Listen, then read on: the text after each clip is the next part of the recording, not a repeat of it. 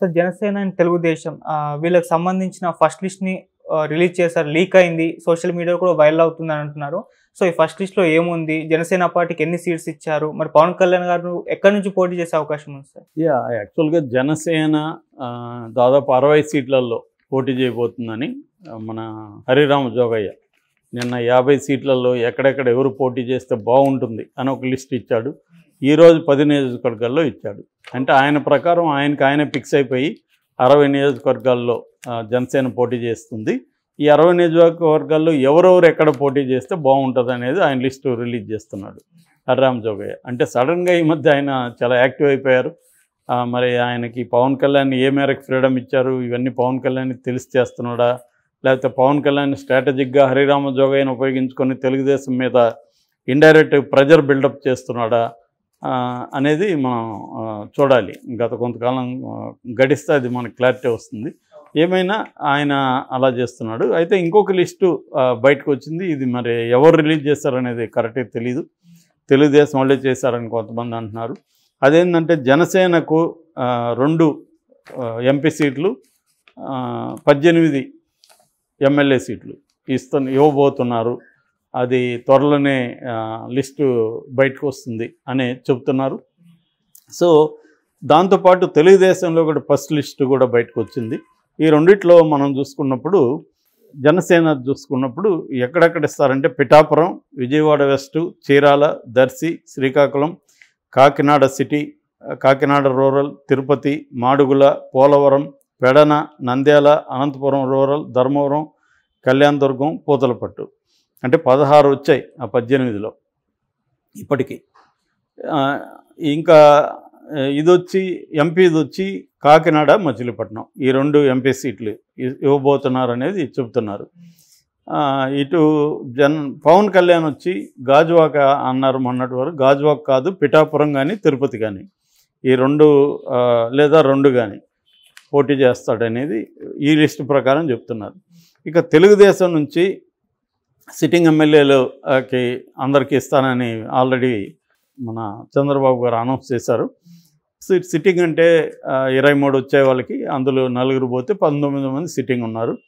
So ఇప్పుడు first list release అయింది. అందులో కుప్పం చంద్రబాబు, మంగళగిరి లోకేష్, టెక్కలి అచ్చెన్నాయుడు, కనిగిరి ఉగ్రం నరసింహారెడ్డి, తిరువూరు సేవల దేవదత్, ఆచంట పితాని సత్యనారాయణ, బొబ్బిలి బేబినాయన, తుని యనమల దివ్య, వెంకటగిరి కురుగుండ్ల రామకృష్ణ, గుడివాడ వెనిగళ్ల రాము, గంగాధర నెల్లూరు డాక్టర్ థామస్. ఈ లిస్ట్ ఇప్పుడు వచ్చింది. ఇందులో 11 మంది ఉన్నారు టోటల్గా.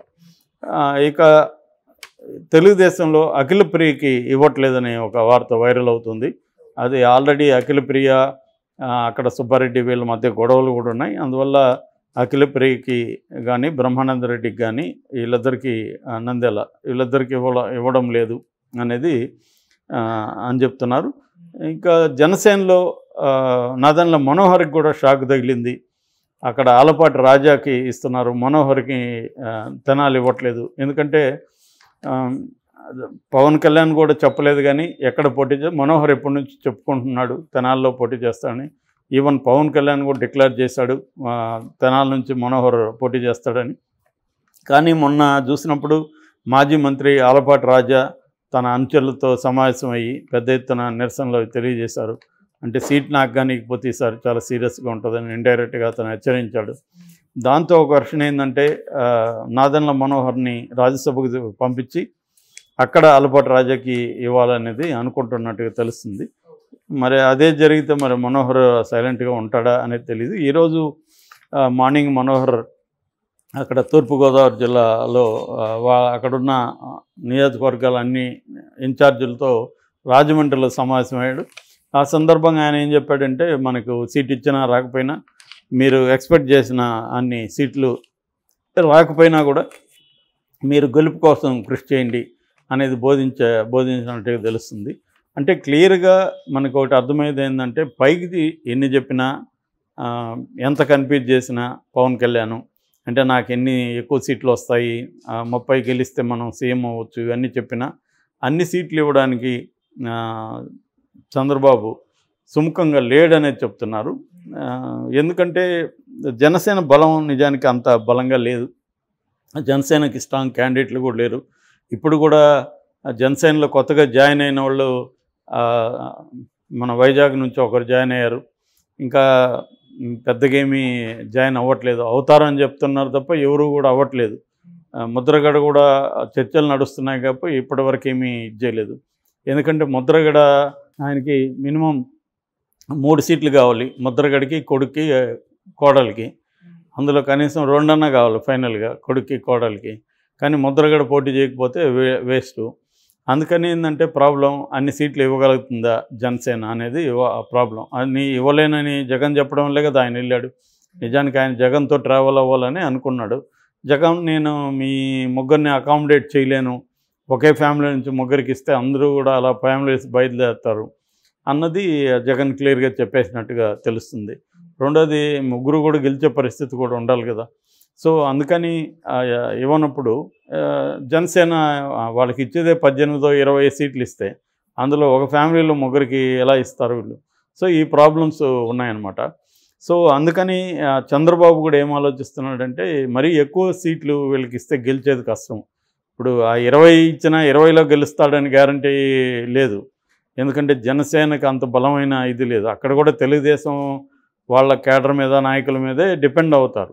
జనసేనకు ఓట్లు ఒక 6-7% ఉండొచ్చు.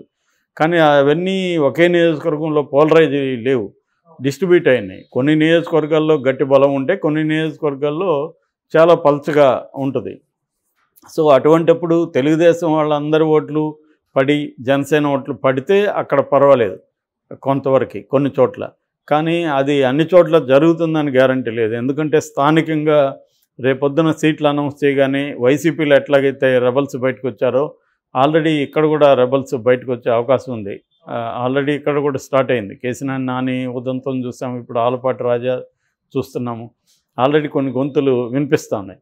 ఇంకా ప్రకటించగానే ఫస్ట్ లిస్ట్ ప్రకటించగానే మనకి రెబల్స్ అనేవాళ్ళు స్టార్ట్ అవుతారు. వైసీపీలో జనసేనలో పెద్దగా రాకపోవచ్చు, ఎందుకంటే జనసేనలో అంత బలమైన నాయకులు ఎవరు లేరు. 1-2 వచ్చినా పెద్ద విషయం కాకపోవచ్చు, కానీ తెలుగుదేశానికి పెద్ద ఇబ్బంది అది. అందువల్ల తెలుగుదేశం అన్నీ ఆలోచించి ఇవ్వాల్సి ఉంటుంది.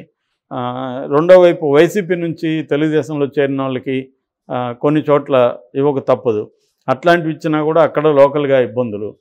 సో ఇటువంటి సమస్యలు తెలుగుదేశానికి ఉన్నాయి కాబట్టి జనసేనకి నాకు తెలిసి అయితే ఈ లిస్టు కొంత యథార్థంగా ఉందని అనుకుంటున్నాను. ఆయన చెప్పినట్టుగా హరిరామజోగ చెప్పినట్టుగా అది మరీ గొంతమ్మ కోరిక. 60 ఇస్తే ఇంక వీళ్ళకేం మిగులుతాయి? రెండోది 60కి వాళ్ళు క్యాండిడేట్లు ఎక్కడ తేవాలి? మళ్ళీ చంద్రబాబు పెట్టాలి క్యాండిడేట్లని. సో వాళ్ళకి మళ్ళీ గెలిపించాలి. వాళ్ళకి డబ్బులు ఎవరు ఖర్చు పెట్టుకుంటారు? జనసేన పవన్ కళ్యాణ్ ఒక పైసా తీసే పరిస్థితి లేదు. మరి పార్టీ ఫండ్ ఎంత ఉంది? వాళ్ళు ఎంత ఇవ్వగలరు? ఎంత ఖర్చు పెట్టగలరు? సో ఇదంతా ఇంపార్టెంట్. చంద్రబాబు ఏంటంటే ఆయన మొన్న చెప్పుకున్నట్టుగా 9 ఎలక్షన్లు చూశారు. ఆయన 45 ఏళ్ళు రాజకీయాల్లో ఉన్నారు. సో ఆయనకి తెలియంది కాదు ఇవన్నీ. సో అందులో ఈసారి లైఫ్ అండ్ డెత్ సిచ్యువేషను. అందువల్ల చంద్రబాబు చాలా జాగ్రత్తగా మెటికులస్గా ప్లాన్ చేస్తున్నాడు. ఖచ్చితంగా పవన్ కళ్యాణ్ అవసరం ఆయనకు ఉంది. పవన్ కళ్యాణ్ ఓటు బేస్ అనేది ఆయనకు కావాలి. అట్ ద సేమ్ టైం ప్రాక్టికల్గా కూడా ఉండాలి. పవన్ కళ్యాణ్ గొంతమ్మ కోరికలు కోరితే అవన్నీ తీర్చే పరిస్థితిలో లేడు.